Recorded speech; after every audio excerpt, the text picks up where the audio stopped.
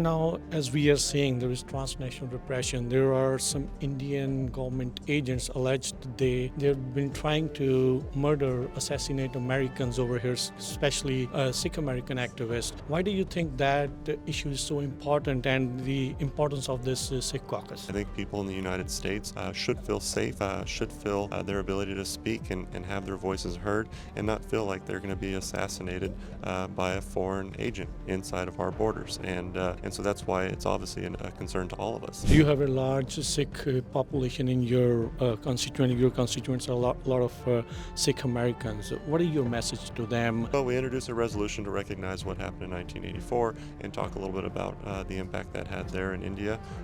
And normally the Sikh Caucus is mostly focused on what's going on in the U.S., but this plays such a huge role in the recent history of the Sikh community, but especially so many that live here and experienced that firsthand and had relatives that were close to it. And so it is something that I think is important that we recognize here as Americans, because it was a tragic event that had a huge impact there in the community in India, but obviously here in the US. Punjabi Radio USA ਦੇ ਉੱਤੇ ਆਪ ਸਭ ਦਾ ਸਵਾਗਤ ਹੈ ਮੈਂ ਰਾਜਕਰਨਬੀਰ Singh Right now we are in Washington DC.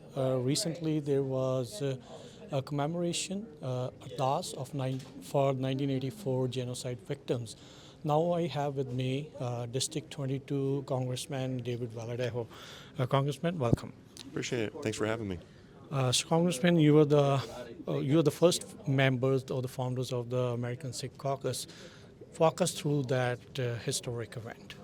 Well, I mean, obviously it was something that was brought to me from some of my local constituents in the Central Valley. I have a large Sikh population there, all throughout the valley, and it was a conversation that was brought up, and we talked a little bit about some of the discrimination they were facing and some of the issues that they were dealing with. And so our focus at that time was to continue on that and focus on what was happening and how they were being treated in the U.S. on American soil. Right now, as we are seeing, there is transnational repression. There are some Indian government agents alleged they've been trying to murder, assassinate Americans over here, especially Sikh American activists. Why do you think that issue is so important, and the importance of this Sikh caucus? Well, obviously it's important because it affects them personally, and it affects us as a community in the United States. I think people in the United States should feel safe, should feel their ability to speak and have their voices heard, and not feel like they're going to be assassinated by a foreign agent inside of our borders. And so that's why it's obviously a concern to all of us. You have a large Sikh population in your constituent. Your constituents are a lot of Sikh Americans. What is your message to them? You're trying to push forward a resolution about this genocide. Where does it stand right now? Well, we introduced a resolution to recognize what happened in 1984 and talk a little bit about the impact that had there in India. And normally the Sikh Caucus is mostly focused on what's going on in the U.S., but this plays such a huge role in the recent history of the Sikh community, but especially so many that live here and experienced that firsthand and had relatives that were close to it. And so it is something that I think is important that we recognize here as Americans, because it was a tragic event that had a huge impact there in the community in India, but obviously here in the U.S. I think you are also co-sponsoring another bill, which is anti-Sikh discrimination. They asked for creating a new task force.